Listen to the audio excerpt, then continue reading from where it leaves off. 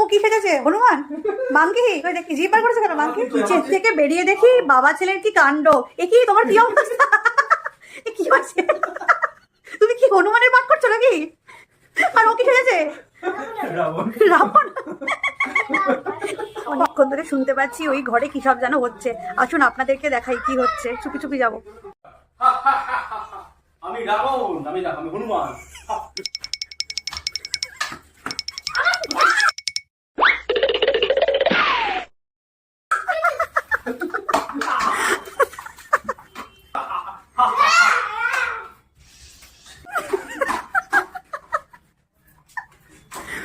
আস্তে আস্তে পাগল হয়ে যাবো।